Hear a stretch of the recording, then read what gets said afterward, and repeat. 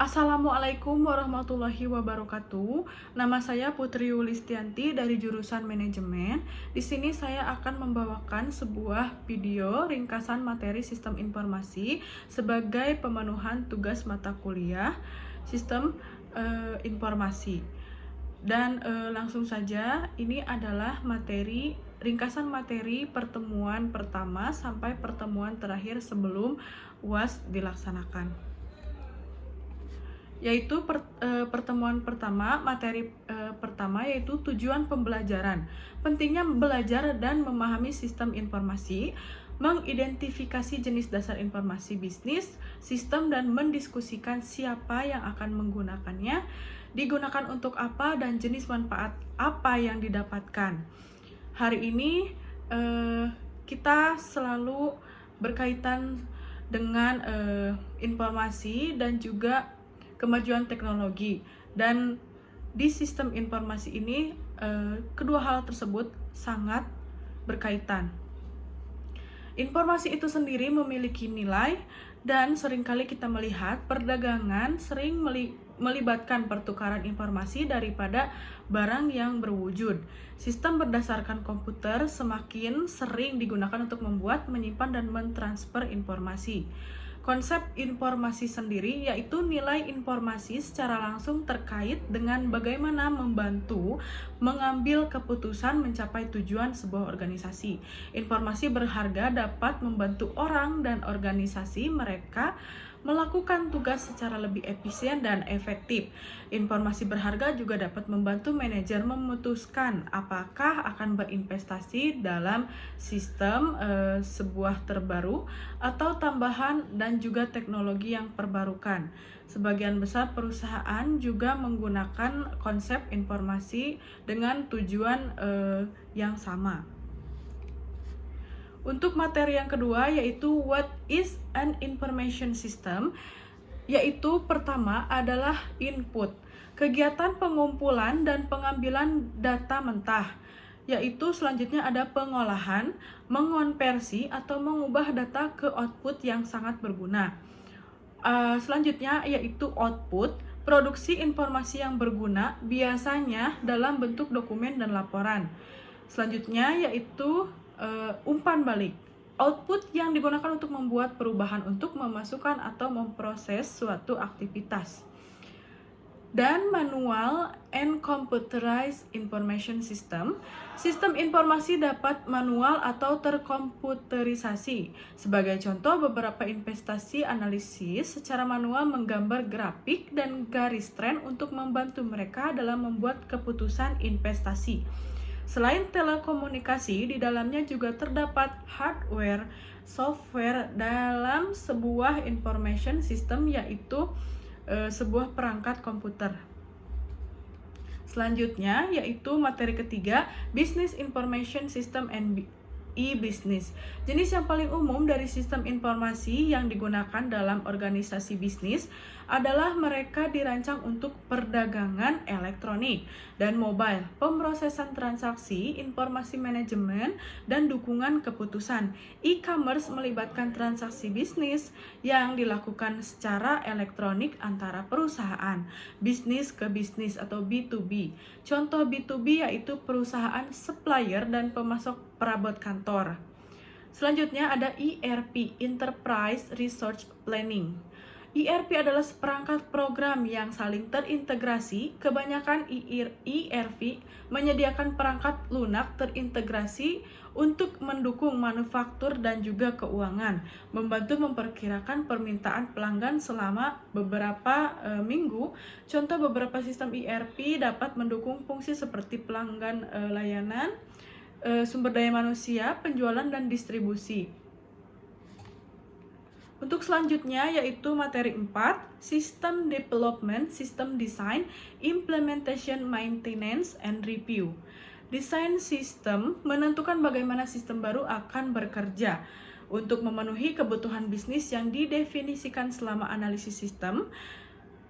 Implementasi sistem melibatkan pembuatan atau perolehan berbagai komponen sistem, perangkat keras, perangkat lunak, basis data, dan sebagainya. Tujuan pemeliharaan sistem dan review adalah untuk memeriksa dan memodifikasi sistem sehingga terus memenuhi perubahan untuk kebutuhan bisnis. Selanjutnya, security, privacy, and ethical issues in information system and the internet. Meskipun sistem informasi dapat memberikan manfaat yang sangat besar, namun terdapat beberapa kelemahan. Beberapa kelemahan yang kecil seperti selalu terhubung di kantor dan bos Anda melalui internet, meminimalkan waktu luang Anda, pencurian data pribadi. Sebagai contoh, kita harus hati-hati dengan data pribadi kita, dan juga kita harus aware terhadap kejahatan atau cybercrime. Selanjutnya adalah materi kelima, kegunaan sistem, Computer and Information System Literasi. Beberapa perguruan tinggi memerlukan tingkat tertentu adalah pemahaman sistem komputer dan informasi sebelum siswa diakui atau diterima ke sebuah universitas. Sebagai contoh, University of Chicago School of Business memasukkan kurikulum Microsoft Office PowerPoint, presentasi, dan program grafis kepada mahasiswanya. Information System in the Functional Areas of Business. Dalam bidang keuangan dan akuntansi, sistem informasi memperkirakan pendapatan dan aktivitas bisnis, menentukan sumber terbaik dan penggunaan dana, mengelola uang tunai dan sumber daya keuangan lainnya, menganalisis investasi, dan melakukan audit untuk memastikan bahwa organisasi tersebut memiliki suara finansial dan dokumen yang akurat. Contoh dalam manufaktur, sistem informasi seperti pesanan pelanggan, pengembangan jadwal produksi, mengontrol tingkat produksi, memonitor kualitas produksi. Dan selanjutnya itu information system in industry. Contohnya, sebuah bank menggunakan sistem informasi untuk membantu membuat nasabah membuat sebuah pinjaman. Selanjutnya yaitu materi keenam, Information System in Organization. Tujuannya, karena sistem informasi begitu penting, bisnis perlu memastikan bahwa perbaikan atau sistem yang sama sekali baru membantu menurunkan biaya, meningkatkan keuntungan, meningkatkan pelayanan, atau mencapai sebuah keuntungan.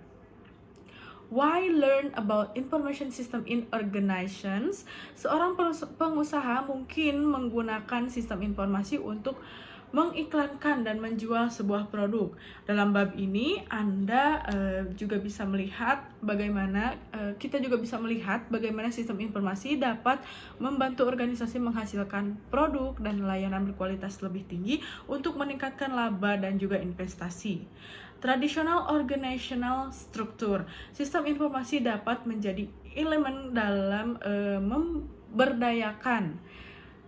memberikan informasi yang diperlukan karyawan untuk dan juga karyawan dapat diberdayakan untuk pengembangan atau informasi pribadi mereka sendiri, seperti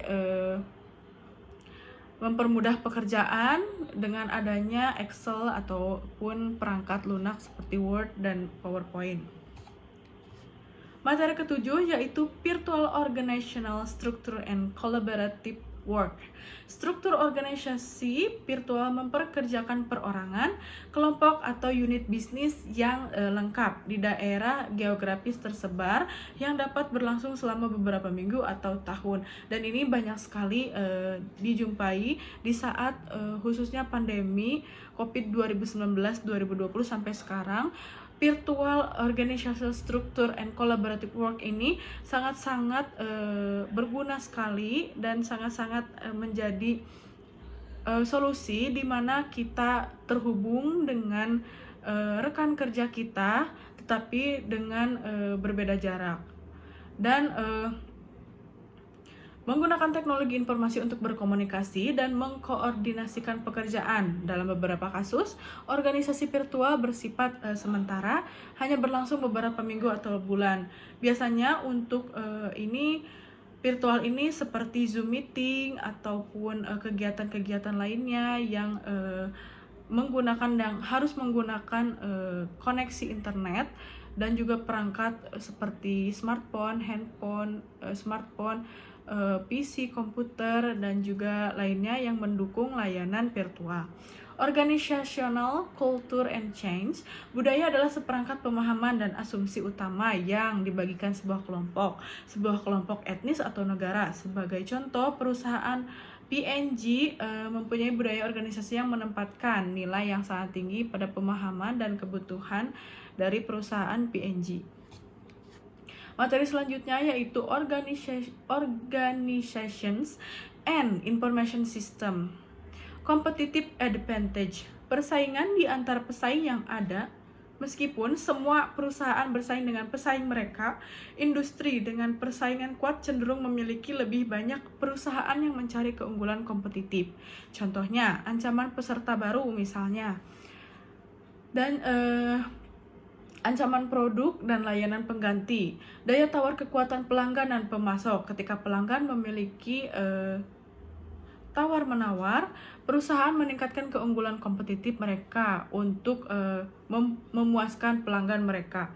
Perencanaan strategis untuk keunggulan kompetitif. Untuk menjadi kompetitif, perusahaan harus cepat, gesit, fleksibel, inovatif, produktif, ekonomis, dan juga berorientasi kepada pelanggan. Materi selanjutnya yaitu peran, fungsi, dan karir di sistem informasi. Beberapa faktor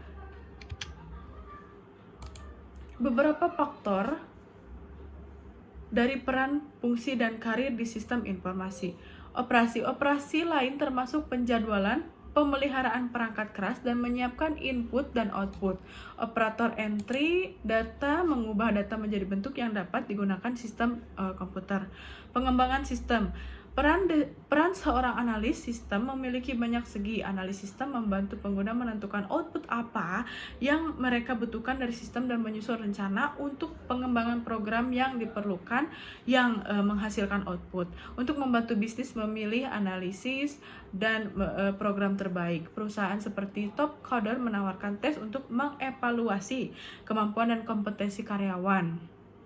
Nah, untuk saat ini kebanyakan perusahaan yang mempunyai benefit yang tinggi menerapkan tes sebelum kelulusan atau sebelum penerimaan sebuah kandidat untuk menjadi karyawan tetap dan juga karyawan dalam masa percobaan.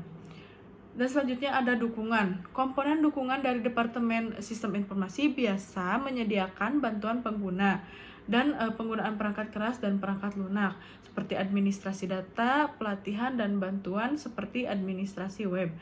Sistem informasi menawarkan banyak karya yang menarik dan bermanfaat seperti pengembang sebuah web, pemrograman, dan juga lainnya. Materi 10, keamanan sistem informasi. Pemahaman lingkup menjaga keamanan sistem informasi yaitu preventif, melindungi komputer atau informasi dari pengganggu dan kesalahan. Idealnya prosedur dan kebijakan keamanan dapat menutup kesempatan untuk diserang, tapi paling tidak meminimalisasikan serangan yang berhasil. Dan selanjutnya ada deteksi, dapat mengukur kapan, bagaimana, dan oleh siapa aset dapat dirusak, membutuhkan alat bantu yang rumit atau sekedar file log sederhana yang dapat dianalisa. Dan selanjutnya respon, membangun strategi dan teknik untuk menghadapi serangan atau kehilangan. Lebih baik memiliki rencana pemulihan atau recovery plan daripada on the play atau bagaimana nanti.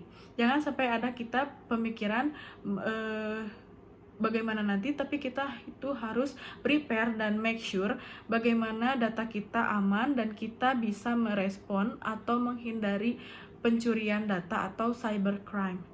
Salah satu cara melindungi dari kejahatan sistem informasi, memahami cara kerja sistem operasi, dan mengetahui bahasa pemrograman. Kita sebagai generasi yang akan melek akan teknologi, kita harus belajar dan kita harus mengetahui dasar dari bahasa pemrograman dan bagaimana cara kerja sistem operasi dalam sebuah sistem informasi. Seperti contohnya kita harus tahu bahasa komputer dan bahasa-bahasa seperti virus, dan juga sering yang digunakan dalam teknologi yang berkaitan dengan sistem informasi. Dan materi yang terakhir yaitu materi 11, yaitu ada cybercrime. Sudah dibahas di poin-poin sebelumnya, di materi-materi sebelumnya, yaitu dengan adanya sistem informasi kita mendapatkan banyak sekali manfaat, dan juga kita tidak lepas dari yang namanya kelemahan ya. Dalam hal apapun itu pasti ada hal positif dan negatifnya. Di dalam sistem informasi ada kelemahannya, yaitu cybercrime atau kejahatan dalam dunia internet. Kriminalitas dunia maya atau cybercrime atau kriminalitas di internet adalah tindakan-tindakan pidana kriminal yang dilakukan pada teknologi internet atau cyberspace, baik yang menyerang fasilitas umum di dalam cyberspace ataupun kepemilikan pribadi. Motifnya yaitu motif intelektual. Kejahatan yang dilakukan hanya untuk kepuasan pribadi dan menunjukkan bahwa dirinya telah mampu untuk merekayasa dan mengimplementasikan bidang teknologi informasi. Dan motif ekonomi, politik, dan kriminal juga ada. Kejahatan yang dilakukan untuk keuntungan pribadi atau golongan tertentu yang berdampak pada kerugian secara ekonomi dan politik kepada pihak lain, seperti pencurian data, penyalahgunaan data, pengambilan data kita, dan juga hal lain yang dapat merugikan kita. Ancaman terhadap penggunaan internet. Salah satu ancamannya adalah penyalahgunaan data dan penyebaran virus. Jenis cybercrime berdasarkan sasaran kejahatan, seperti cybercrime yang menyerang individu, cybercrime menyerang hak milik, cybercrime menyerang pemerintah, dan yang terakhir yaitu cybercrime menyerang pemerintah. Mengamankan sistem penanggulangan global perlunya cyber law, perlunya dukungan lembaga khusus. Nah, itu mungkin saran untuk dan antisipasi untuk kita supaya kita terhindar dari yang namanya kejahatan internet atau cybercrime. Kita harus mengamankan sistem penanggulangan global, perlunya undang-undang kejahatan atau perlunya hukuman untuk tindakan kejahatan internet, dan juga perlunya dukungan lembaga khusus dari pemerintah untuk menangani kasus ini supaya kasus cybercrime dapat dipatenkan dan ada undang-undang dasar yang mengatur itu semua, mengatur sanksi dan hukuman untuk pelaku tindakan cybercrime. Itu adalah materi yang terakhir. Sekian dari saya, semoga bermanfaat untuk rekan-rekan saya yang mungkin melihat video saya. Semoga bermanfaat.